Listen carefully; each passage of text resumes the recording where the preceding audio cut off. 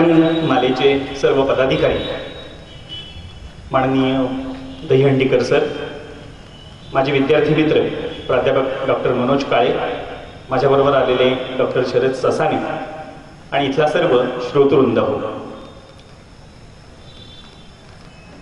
मी काही वर्षापूर्वी मनोजकडे स्वीडनला गेलो होतो आणि ह्या व्याख्यानमालेसंदर्भात एका क्रूजवर आम्ही हेल्सिंकीला चाललेलो असताना मनोजनी मला माहिती दिली होती की ही व्याख्यानमाला कशी चालते. आणि अचानक परवा 4-5 दिवसापूर्वी मला फोन आला आणि सर तुम्ही व्याख्यान द्याल का? मला वेळ होता म्हणून मी लगेच हो म्हणालो. दहीहंडीकर सरांनी विचारलं की तुम्ही विषय कुठला घ्याल, आणि मी पटकन म्हणालो की आनंदी जगणे हा विषय मी घेणार आहे. काल रात्री आल्यापासून मला इथल्या श्रोतृ वर्गाचं खरं कौतुक करायला हवं. म्हणजे ह्या व्याख्यानमालेचं खरं तर कौतुक करायला हवं की गेली 58 वर्ष या लाड कारंजामध्ये, तसं गाव छोटं वाटलं तरी सुद्धा, तालुका प्लेस असलं तरी सुद्धा एखादी व्याख्यानमाला इतकी वर्ष चालते याचं मनपूर्वक कौतुक वाटलं. त्याचबरोबर या आयोजकांची जी फॉलोअपची सिस्टीम आहे ती अतिशय चांगली आहे. म्हणजे वक्त्याला एकदा बोलवलं की पुन्हा वक्ता आला की नाही इतकाच संबंध येतो, पण त्यांनी मात्र सातत्याने सारखे फोन करून आठवण करून देत राहिले. त्याबद्दल त्यांचे मनपूर्वक आभार. मला बोलवलं याबद्दल त्यांचे आभार. विषयाकडे वळतोय, आनंदी जगणे. बऱ्याच जणांना शंका असते की जगायचं कसं. त्यामुळे आनंदी जगणे हा विषय फार लांब बोलतो. मला हा विषय का सुचला याची काही कारण आहे. मी इंदापूर कॉलेजला, मी तसा पुण्यात राहिलेलो, पक्का पुणेकर, प्रत्येक गोष्टीकडे चिकित्सक वृत्तीने बघणारा, प्रत्येक गोष्ट तावून सुलाखून घेणारा, पक्का सदाशिव पेठी नसलो तरी सुद्धा तिथे राहिलेला. इंदापूरला गेलो आणि इंदापूरला गेल्यावर विद्यार्थी माझ्याकडे येत असत. ते येतानाच इतका चेहरा पाडून यायचे की आत येऊ का म्हणताना सुद्धा त्यांचा इतका चेहरा पडलेला असायचा की माझा सुद्धा जगण्यावरचा विश्वास उडाला होता. इतकी चेहऱ्यावर अतिशय निर्विकार भाव, कसलंही समाधान नाही, आनंदी भाव तर मुळीच नाही. मी मात्र नेहमी हसरा चेहरा ठेवणारा प्राणी. आणि ही मुलं बघितल्यावर मला कुठेतरी जाणवायला लागलं की ह्या मुलांमध्ये काहीतरी आपण पेरलं पाहिजे, आणि ते पेरणं म्हणजे आनंदी जगणं होतं. प्रत्येक गोष्टी जेव्हा सांगायला लागलो की अरे आपण हे जे दिलंय देवानी ते थोडं वर ठेवलं तर काय होईल, कायम खाली पडलेलं ठेवण्याऐवजी थोडं वर ठेवूया. आणि हळूहळू बदल होत गेला. आणि म्हणून मग या विषयाकडे निवडलो. खूपदा असं व्हायचं की माझ्याकडे येणारा सांगणारा माणूस हा फक्त दुसऱ्याबद्दल वाईट सांगायचा, चांगलं असं कोणी कोणाबद्दल सांगतच नाही. म्हणजे 2 जण एकत्र आले की तिसऱ्याबद्दल वाईट बोलतात, 3 जण एकत्र आले तर चौथ्याबद्दल वाईट बोलतात. एका बागेमध्ये एक माणूस काही महिलांचं रोज भाषण ऐकायचं, म्हणजे त्यांची चर्चा ऐकायचा. तर त्या कायम तावातावाने खूप बोलत असायच्या आणि तो माणूस ऐकायचा. एक दिवस कोणीच काहीच बोलत नव्हतं, म्हणून त्यांनी सहज विचारलं त्या बायकांना की अहो तुम्ही काहीच का बोलत नाहीत आज, कालपर्यंत तुम्ही कशा फडाफडा फडाफडा बोलत होता. त्या म्हणाल्या आमच्या ग्रुपमधल्या सगळ्या बायका आज आल्या, त्याच्यामुळे आम्ही कोणाबद्दल बोलायचं. बायकांची क्षमा मागतो, हे पुरुषांच्या बाबतीतही तेवढं सत्य आहे. पण आपण बोललंच पाहिजे. पण आपल्याला तो एक असा लहानपणापासूनचा संस्कार होत राहतो की आपण दुसऱ्यांबद्दल बोलायचं.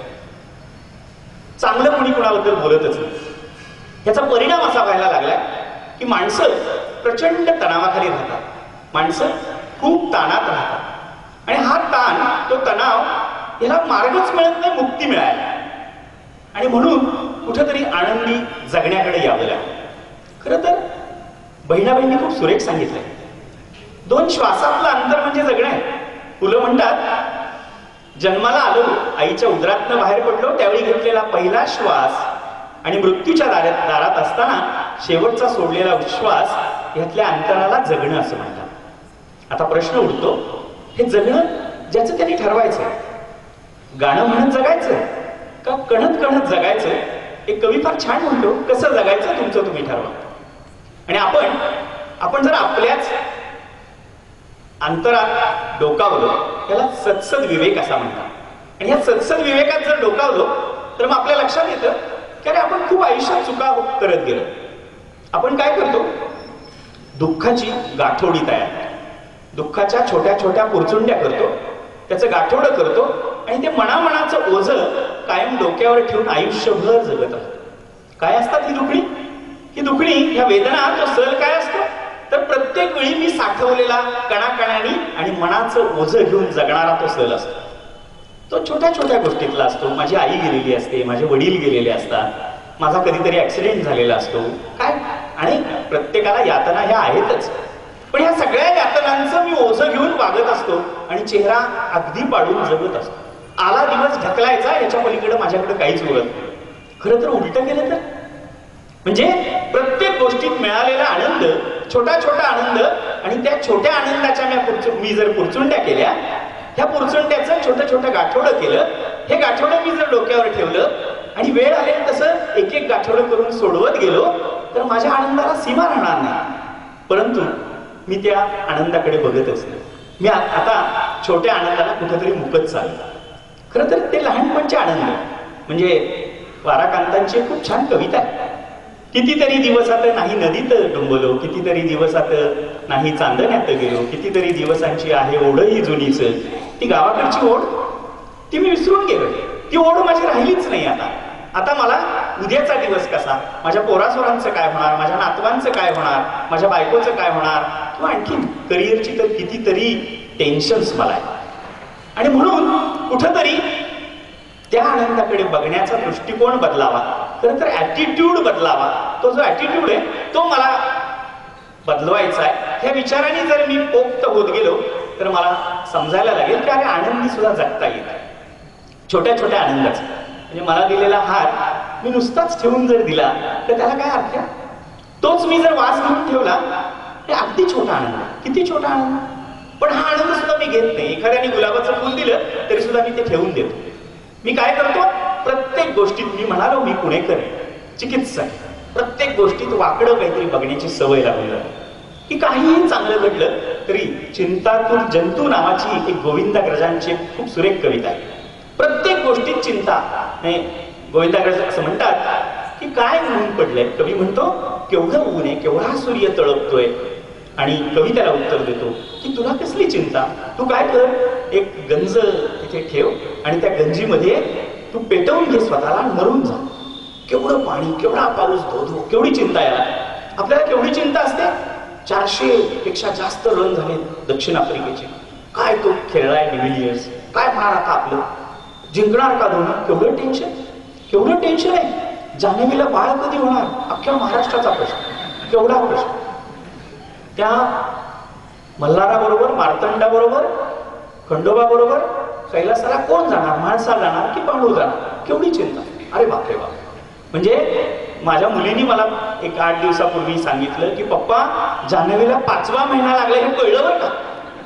5वी 7वीतली पोरगी मला सांग, तिला पण चिंता. 5वा महिना, कितवा महिना लागला कळेच ना बरेच दिवस. त्या जान्हवीच्या पप्पांचं ऑपरेशन का करत नाही असा अनेकांना प्रश्न पडला. त्यांनी म्हणे लिहिलं पण बऱ्याच जणांनी त्यांना प्रश्न, श्रीला लिहिलं की बाबा तू तुझ्या सासऱ्याचं ऑपरेशन करून घे एकदाच. केवढ्या चिंता. किती इन्व्हॉल्व होतो आपण त्या मालिकांमध्ये.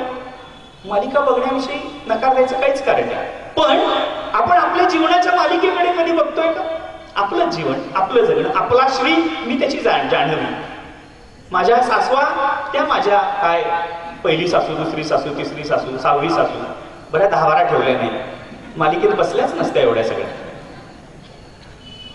म्हणजे आपण त्या सगळ्या चिंतांमधनं बाहेरच पडत आणि स्वतः तर टेन्शन घेतो पण इतरांना देतो. माझा एक मित्र मला सांगत होता की पुण्यामधल्या एका घरी गेलो आणि 3 जण बसले होते. एक जण टीव्ही बघत होता, एक जण व्हॉट्सअपवर खेळत होता आणि एक जण काहीतरी आणखीन व्हिडिओ गेम खेळत होता. माझ्याशी बोलायला कोणी तयारच. त्या व्हॉट्सअपमुळे एवढा घोटाळा होऊन बसलाय. प्रत्येक जण आपलं बोट घालत असतो. परवा एका बसनी जाताना मी बघितलं, एक जण कागद वाचत होता, वर्तमानपत्र दिसेना म्हणून असं मोठं करत होतं. त्या व्हॉट्सअपची इतकी सवय लागली स्क्रीन मोठा करायची, तो ती कागदावर तो असं मोठं करत होता. किती सवयी, म्हणजे आपण सवयीचे किती गुलाम झालो. आनंद उरलाच नाहीये, ताण, आणि होत नाही म्हणून 2-3 वेळा मग लक्षात आलं अरे चुकलंय आपलं काहीतरी. हे व्हॉट्सअप नाहीये, हे मोबाईल नाहीये माझा, हे काही टचस्क्रीन नाहीये. आपण एवढं ऍडिक्ट व्हायला लागलो. मग यातनं बाहेर पडता येईल का? खरं तर लहानपणापासून मी आज तुमच्याशी बोलणार आहे ते पालक म्हणून बोलणार आहे. आपण मुलांवर किती टेन्शन्स देतोय. म्हणजे बऱ्याच जणांना असं वाटतं की पुण्या मुंबईतल्या मुलांना कसलीच टेन्शन नसतात, तिथे फार भयानक टेन्शन्स आहे. म्हणजे माझी मुलगी, माझी बायको तिला सांगते तबला क्लास झाला का, आता तू डान्सच्या क्लासला जाणारस का, तुझी राज्यस्तरीय स्पर्धा जवळ आली तू करतेस का, ड्रॉइंगचं तुझं झालं का, हे झालं का, ते झालं का. एवढं करून 5-10% मार्क कमी पडले की मला फोन करून सांगते अहो तिला एवढे मार्क कमी पडले. केवढं टेन्शन. मग मी इकडून सांगायचं अगं 4-5% मार्क कमी पडले ना काही फरक पडत नाही. पण नाही, आरडाओरडा, प्रचंड चिडचिड. असं कसं? त्या जोशींच्या त्या अमुक ढमुक मुलीला मात्र एवढे मार्क पडले आणि आपल्या आदितीला का नाही पडत. असं सगळं कंपॅरिझन सुरू झालं. आपलं जगच सध्या कंपॅरिझन बरोबर. म्हणजे इथल्या लाडकारंजाच्या मुलांनी अमरावतीच्या मुलांशी कंपॅरिझन करावं, अमरावतीच्या मुलांनी पुण्याशी कंपॅरिझन करावं, पुण्यातल्या मुलांनी डहाणूकर कॉलनी किंवा सदाशिव पेठेतल्या मुलांशी कंपॅरिझन करावं, आणि डहाणूकर आणि सदाशिव पेठेतल्या मुलांनी मुंबईशी कंपॅरिझन करावं. मुंबईच्या मुलांनी मात्र सिलिकॉन व्हॅली बरोबर कंपॅरिझन करावं किंवा आणखी परदेशातल्या एखाद्या शहराबरोबर कंपॅरिझन करावं. आणि यात तो तणाव वाढतोय. तणाव वाढतच चालला. झालंय काय की आपण आहे त्या परिस्थितीत आपल्याला समाधानी मानायला शिकायला हवं.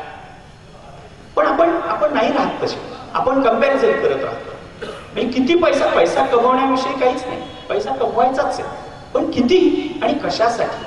खरं तर संस्कृतात एक खूप सुरेख वाक्य आहे की आपण जे कमवायचं ना ते आत्ताच कमवावं आणि आत्ताच गमवावं, पुढच्या पिढ्यांचा काही उपयोग नाही. परवा कोणीतरी वाचलं असेल की भिवंडीमध्ये एक मोठा हंडा सापडला, काही कोटी रुपयांचं सोन्याचं धन त्यात होतं.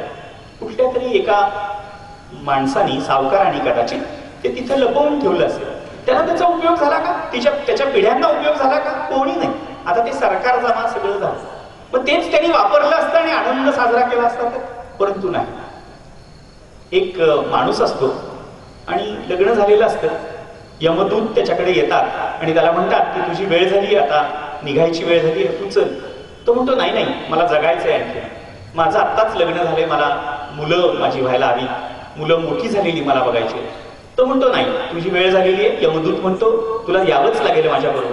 हा म्हणतो नाही, असं करा. यमदूत म्हणतो असं कर, तू आत्ता माझ्या बरोबर चल, तुला एका दुसऱ्या योनीमध्ये जन्म देतो आणि त्या योनीतला तुझा जन्म संपला की पुन्हा मनुष्य प्राण्याचा जन्म तुला मिळेल आणि मग तू पुन्हा हवं तेवढं जग. शेवटी नाही हो म्हणता तो माणूस तयार होतो.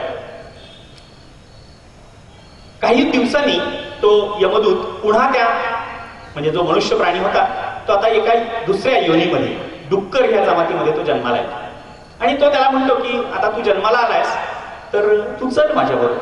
पण काय झालेलं असतं, ते डुकराचं पिल्लू जे जन्माला आलेलं आहे त्याला तिथे खूप बरं वाटतं. त्या चिखलात त्याला लोळायला बरं वाटतं, त्या घाणीत त्याला खूप छान वाटतं, आईच्या अंगावर खेळायला बरं वाटतं. ती 16-17 पिल्लं झालेली असतात, त्यातलं हे एक पिल्लू गोंडस आहे, छान आहे. आणि तो म्हणतो की चल तुला, म्हणजे मग तुला मनुष्य प्राण्यामध्ये मी देतो. तो म्हणतो नाही, मला इतकं छान वाटतंय की तू आता मला अजिबात घेऊन जाऊ नकोस, मला मोठं होऊ दे, मला माझी पिल्लं होऊ दे 16-17, मग त्यांना पिल्लं होतील आणि मग तू मला दे. तशी आपली अवस्था आहे की आपण आहे त्या परिस्थितीत इतकं गुरफटून गेलोय की आपल्याला प्रगतीकडे बघण्याचा आपला दृष्टिकोनच कमी झाला. आणि म्हणून काय करायला हवं तर आपण त्या आनंदाकडे, त्या छोट्या छोट्या गोष्टींकडे बघायला शिकायला. कसं शिकायचं? त्याला केम्ब्रिज विद्यापीठामध्ये एक कोर्स आहे आणि ह्या कोर्सचं नाव आहे ॲप्रिशिएटिंग ब्युटी. म्हणजे सौंदर्याची खाण जी आहे त्या सौंदर्याच्या खाणीकडे चांगलं बघायचं आणि त्याला ॲप्रिशिएट करायचं. कसं ॲप्रिशिएट करायचं तर चांगल्याला चांगलं म्हणायचं, इतकं सोपं आहे. वाईटाला एका वेळी वाईट नका म्हणू, एक वेळ नाही म्हटलात तरी चालेल, पण चांगल्याला चांगलं म्हणण्याची कला जर अवगत झाली तर आनंदी जगणं फार सोपं आहे. आणि म्हणून ती कला जोपासायची शिकलं पाहिजे. चांगल्याला चांगलं म्हणावं. एखाद्याने शर्ट चांगला घातला असेल तर त्याला म्हणायचं शर्ट चांगला घातलाय, पण आपली प्रवृत्ती कशी असते, शर्ट चांगला झालाय पण तुला शोभत नाही. काय प्रवृत्ती असते? शर्ट चांगला आहे पण तुमचा रंग काळसर असल्यामुळे हे जॅकेट काही तुम्हाला एवढं शोभत नाहीये. ते पांढरं असतं तर जरा जास्त बरं वाटतं. पांढरं जॅकेट घातलं की म्हणणारे काय म्हणतात, जॅकेट चांगलं आहे पण काय झालंय तुम्ही काळसर असल्यामुळे तुम्हाला शोभत नाही. माणसं कपडे घालूच देत नाही. म्हणजे ती कथा आपण सगळ्यांनी ऐकली असेल की गाढवाच्या पिल्लावर दोघं जण बसलेले असतात, त्यांना गाढवावरही बसू देत नाही आणि पायी पण चालू देत नाही. मुलगा बसला की म्हणतात मूर्ख आहेस का, बापाला खाली चालवतेस. बाप बसला तर बापाला म्हणतात मूर्ख आहेस का, मुलाला खाली चालवतेस. दोघं बसले तर म्हणतात बावळट आहेत का, की गाढव ओझ्याने मेले. दोघं पायी चालायला लागले तर म्हटले बघा काय बावळट आहेत, गाढव तसंच चालेल, हे दोघं पण गाढवासारखे चालले. माणसं नावं ठेवण्यात एवढी पटाईत असतात की करूच देत नाहीत, काही कुठलीच गोष्ट तुम्हाला करू देत नाही. आणि म्हणून आपण खरं तर त्या सगळ्या याच्याकडे ऍप्रिशिएटिंग असं बघायला हवं की लोकांना आपण नाही वाईट नाही म्हटलं तर चालेल पण चांगलं तर म्हणूयात किमान. मी असंच काही लोकांना सांगितलं की आपण ऍप्रिशिएट केलं पाहिजे. हा विनोदाचा भाग थोडासा आहे. आणि म्हणजे बायकोनी भाजी केली तर म्हणावं अगं छान झाली आहे भाजी, मीठ नसलं तरी काही बिघडत नाही. एका दिवशी म्हणावं की मीठ कमी आहे पण छान लागते, अशीच करत जा. असं म्हटलं तर काय बिघडतं. मग एक नवरा घरी गेला आणि बायको मी जेवायला वाटलं, सवय नव्हती कधी चांगलं म्हणायची. बायकोनी भाजी वाढली आणि म्हटली, हा म्हटला वा काय भाजी केलीस. ही म्हटली वाटलंच होतं मला, शेजारणीने दिली आहे म्हणून तुम्हाला आज चांगली वाटली. आता म्हणजे तारतम्य बाळगलं पाहिजे. आपल्या घरची भाजी की नाही एवढं बघूनच कौतुक करा, नाहीतर जोडे खायची पाळी. म्हणजे अनुभव सांगत नाहीये माझा, पण सगळे नवरे शेवटी सारखेच. प्राचार्य असलं म्हणून काय झालं, घरी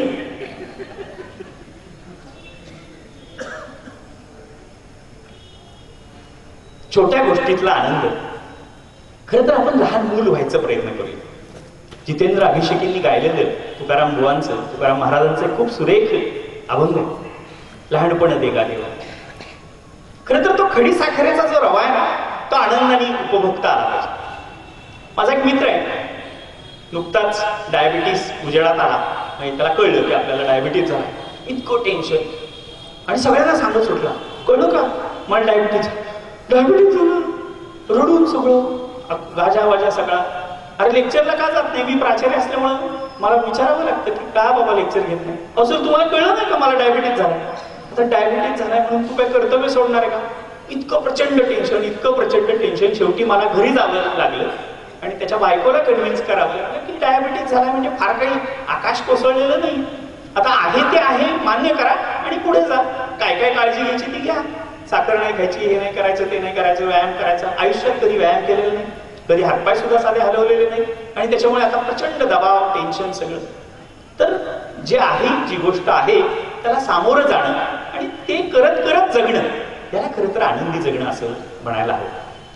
मित्रहो, आपण ती जी दुःखाची ओझी घेऊन जगतो ना, त्याचा ताण इतका येतो की कधीतरी म्हणजे माझे एक प्राचार्य मित्र परवा ब्रेन हॅमरेजनी वारले आणि खूप ताण घ्यायचे, खूप टेन्शन घ्यायचे आणि प्रत्येक गोष्टीचं टेन्शन त्यांना यायचं की माणसं लेक्चरला जात नाही, तास घेत नाही किंवा आणखीन काय. जी आमची प्राचार्याची टेन्शन्स असतात ती सगळी टेन्शन्स त्यांनी त्यांच्या अंगाखाद्यावर घेतली होती. आणि टेन्शनमध्ये वयाच्या 62-63व्या वर्षी ब्रेन हॅमरेज, इथली नस फुटली आणि ऍडमिट केलं मंगेशकर हॉस्पिटलला आणि 2-3 दिवसात गेले. खरंच आपल्याला एवढी टेन्शन घ्यायची गरज आहे का. त्या 3 इडियट जर पिक्चर पाहिला असेल आपण सगळ्यांनी तर त्याच्यात एक खूप छान प्रसंग आहे. आमिर खानचा पिक्चर आहे. त्याच्यामध्ये तो राजू श्रीवास्तव असा हात आणि पाय मोडलेल्या अवस्थेमध्ये गाडीवर इंटरव्ह्यू द्यायला येतो त्या 3 चाकीवर आणि त्याला ते प्रश्न विचारतात, कसा काय पाय मोडला. तो म्हटलं, तो हिंदीत म्हणतो, मी मराठीत सांगतोय, आपण सगळ्यांनी बघितला असेल पिक्चर. तो सांगतो की काही नाही, त्या जो डायरेक्टर आहे त्याच्या बंगल्याच्या समोर मी जाऊन शू केली, मुतलो.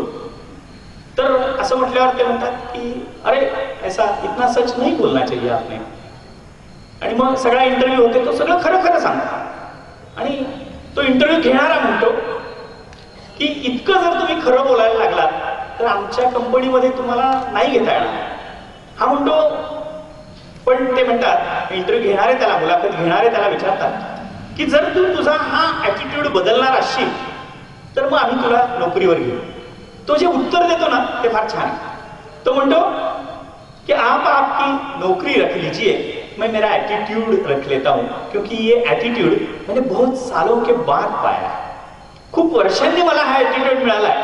तो जो रांचो असतो, जो आमिर खान म्हणून काम करतो, त्या रांचोने त्याच्यामध्ये हा एटीट्यूड आणलाय की जे सत्य आहे ते सत्य, खरं आहे ते खरं आहे. जे कुलकर्णी एका ठिकाणी म्हणतात सत्य हे कणाकणात बाहेर, ते कणाकणाने येणारं सत्य जे आहे ना ते सत्य जोपासायला आपण शिकलं पाहिजे. तो आनंद आपल्यामध्ये साठवून ठेवायला शिकलं पाहिजे. तो आनंद जर आपल्याला जागवता आला तर मग आपला ऍटिट्यूड, तो जो ऍटिट्यूड आहे की मनोज काळे इथं बसलेले स्वीडनमध्ये राहतात. स्वीडनमध्ये एक प्रथा आहे, मी गेलो होतो त्यांच्याकडे 2-3 वर्षापूर्वी. तिथे माणूस ओळखीचा जरी नसला तरी आणि समोरनं दिसला तरी गुड मॉर्निंग म्हणतात. आपणच इकडे बघायला लागतो की अरे आपल्याला कोण म्हटलं. तिथे एक तर माणसंच कमी आहेत फार आणि एकमेकाला त्याला अभिवादन करण्याची वृत्ती म्हणतात. तिथे युरोपामध्ये गुड मॉर्निंग म्हणणं हा अगदी त्यांच्या आतला भाग आहे. गावाकडे सुद्धा पूर्वी एकमेकाला भेटले की रामराम म्हणायचे. आता प्रथाच नाही. आता समोरचा दिसला की चेहरा वाकडा करून जाण्याची प्रवृत्ती वाढायला लागली. पुण्यात तर कोणी कोणाला काही बोलतच नाही, नकोच. त्याचं तोंड काळं बघितलं की माझा दिवस वाईट जातो म्हणून माणसं खाली मान करून जायला लागली. पुण्याला नावं ठेवतोय असं समजू नका, पण पुण्याशी कंपॅरिझन करण्याचा मोह आवडत नाही म्हणून मी बोलतोय. कारण इथं आल्यानंतर मला उत्साही वातावरण जाणवलं होतं. गेली 7-8 तास मी जे काही बघतो आहे राडकारंजामध्ये, अतिशय चांगलं प्रभावी सगळं वाटलं म्हणून मी कंपॅरिझन करतो. किमान अभिवादन करणं की एकमेकाला भेटल्यानंतर गुड मॉर्निंग म्हणणं. म्हणजे सासू सुनांची भांडणं असणं स्वाभाविक आहे, परंतु तिथं जर बदल करायला घेतला तर सासू जे म्हणते ते आपण सुनेनी करायला घेतलं, किंवा मुलगा जे म्हणतोय त्याचं किमान ऐकून घेणं. बाप म्हणून आपली भूमिका काय असते, मी म्हणतो ते कर. ती भूमिका आपण बदलली तर आता मुलं मोठी व्हायला लागली आहे, त्यांना त्यांचे निर्णय घेऊ दे, त्यांच्या क्षमता त्यांना कळायला लागलेल्या आहेत, मॅच्युरिटी आता आलेली आहे. तर त्या मुलांनी त्यांचे जे विचार आहेत ते त्यांना पाळू दे. तो मुलगा म्हणतोय मला नाही MBBS करायचं, मला नाही डॉक्टर व्हायचं, पण आपला आग्रह मला नाही ना डॉक्टर होता आलं तर माझा म्हणजे अधिकारच आहे की माझ्या मुलाला मी डॉक्टर करेन. म्हणजे डॉक्टरचा मुलगा डॉक्टरच व्हायला बघतो किंवा डॉक्टरला असं वाटतं की माझ्या मुलांनी डॉक्टरच व्हावं. तो जो अट्टहास आहे, म्हणजे एका डॉक्टरच्या मुलाने मला असं सांगितलं की आयुष्यात म्हणजे डॉक्टर की सोडाच कंपाऊंडर सुद्धा होणार नाही. का होणार नाही म्हटलं, मी माझ्या बापाचे हाल बघतोय. सकाळी 4ला उठतात, रात्री 12ला झोपतात, एवढं करून 3 वाजता कॉल येतो आणि जातात. एवढी बरोबर करेपर्यंत मी आपला डॉक्टरच काय, इथं कोणी डॉक्टर असेल तर मला माफ करा, पण मी प्रातिनिधिक उदाहरण देतोय. मी मास्तर असेल तर मला वाटतं माझ्या मुलांनी मास्तर व्हावं, कारण मास्तर सारखं सुख नाही. पण मास्तरकीमध्ये किती खरडेगाशी करावी लागते हे त्या मुलाला माहित नसतं. आणि म्हणून आपण आपल्या योजना आपल्या मुलांवर लादू नका. त्याच्याने आपण टेन्शन्स देतो. ती टेन्शन्स खरं तर आपली टेन्शन्स आपण आपल्याजवळ ठेवावी. तो जर गुंता सोडवायचा असेल तर आपला आपण सोडवावा. आपल्या मुलांवर का लादायचं, पण आपण ते लादतो आणि नकळतपणे एक तणाव निर्माण करतो. आपली तणावाची कारणं फार छोटी छोटी असतात, काही असतात. खरं तर आनंदी जगण्यापासून लांब पळण्याच्या ह्या वाटा असतात. म्हणजे तणाव घेणं आणि आनंदी जगण्यापासून लांब राहणं, तो लांबट चेहरा करून जगणं, ह्यासाठी आपण पळवाटा शोधतो. काय पळवाटा असतात? अगदी छोटी छोटी कारणं असतात. म्हणजे अगदी घरात चॅनेल जरी मुलांनी बदलला, पोगो लावलं आणि आपण मॅच बघत असू तर आपण लगेच आरडाओरडा करतो. किंवा म्हणजे आईला वेगळं बघायचं असतं, मुलाला वेगळं बघायचं असतं, सासूला वेगळंच बघायचं असतं आणि बापाला वेगळंच बघायचं असतं. आणि ह्यातनं मग ताण घेतो आपण. खरं तर सगळ्यांनी मिळून ठरवून टाकलं ह्या वेळात मी हे बघणार, त्या वेळात ते, असं सामंजस्याची भूमिका असण्याची जर आपण वेळ आणली तर घरात सुद्धा आपली एक चांगली मालिका रुजू शकते. पण आपण भांडणाला काहीतरी आमंत्रण देत असतो छोट्या छोट्या कारणांवर. अगदी म्हणजे फुटकळ कारणं असतात. म्हणजे एका मुलाला मी सहज विचारलं की का रे अभ्यास करतच नाहीयेस तू? तो म्हटला काय झालं सर, मी सकाळी उठलो ना की मला चहाच चांगला मिळाला नाही म्हणून मी ठरवून टाकला आज दिवसभर मी अभ्यास करणार. काय कारण? आईने मला चांगला चहा दिला नाही म्हणून मी आज दिवसभर अभ्यासच करणार. मी म्हटलं अरे कालचं ठीक होतं, आज काय झालं? तो म्हणतो काय नाही सर, पहिल्या तासाला ते सर येणार होते, त्यांच्याऐवजी त्या मॅडम आल्या पण माझा मूड गेला म्हणून मी अभ्यास करत. वा, काय कारण आहे? म्हणजे आनंदी जगण्यापासून कारण कशी शोधायची, आपणच आपली शोधायची. जे काम आपल्याला करायचंय, आपल्याला आपल्या आयुष्याचा जो गोल आणि ऑब्जेक्टिव्ह ठरलेला आहे त्याच्यापासून पळण्यासाठीची ही सगळी कारणं आपण शोधलेली असतात. आणि मुलांना तर हल्ली खूप कारणं लागतात. काय म्हणे, सर व्हॉट्सअपवर ती मला मेसेज पाठवणार होती आणि तिने पाठवला नाही म्हणून मग मी प्रचंड नर्वस झालो. मॅटर झाले म्हटलं. परवा एक मुलगा माझ्या केबिन मध्ये आला, म्हटलं काय झालं, रडतोस कशासाठी? मॅटर झाले म्हटलं. मला काही कळेल ना, मॅटर झाले म्हणजे? तो म्हटलं ती व्हॉट्सअपवर पाठवते म्हटली, पाठवलंच नाही, झालं याचं मॅटर झालं. काय किती काय कारण आहे? आणि मग ते सगळं पुढं सुरू होतं. प्राचार्य म्हणून ज्या काही भूमिका असतात त्या सगळ्या पार पाडाव्या लागतात. की मुलांची ही जी काही दुखणी आहे ही दुखणी निस्तरणं. 12वीतली मुलगी शेवटच्या पेपरला येते, शेवटच्या पेपरला एका गेटनी येते आणि पालक संध्याकाळी येतात, पेपर 3ला संपलेला असतो. 6:30ला माझ्याकडे येतात, म्हणतात मुलीची सायकल तिथे आहे, माझी मुलगी कुठे मला दाखवा. प्राचार्य म्हणून मी काय असं, मला तर वाटतं फौजदारीच करावी. प्रत्येक मुलीला एक पोलीस असा द्यावा किंवा प्रत्येक मुलाला पण द्यावा. काय घडलं होतं माहितीये? मुलगी 18 वर्ष उलटून गेलेली, मुलगा 16 वर्षाचा, दोघं पळून गेली. 6 महिन्यांनी आली. मुलाचं टेन्शन, ह्या मुलाचा बाप वेगळाच, मुलीचा बाप वेगळा, ह्या दोघांनी माझ्यावर टेन्शन, आमची मुलं कुठे दाखवा. त्यांचं टेन्शन, मी टेन्शन मध्ये, ही दोघं शांतपणे. आम्ही कसे बसे मोबाईल शोधले, त्यांना फोन केले, फोन लागेना. एक दिवस त्या मुलाने मला फोन करून सांगितलं, सर काळजी करू नका, आम्ही एकदम सुखरूपेत लग्न केले. अरे म्हटलं वय?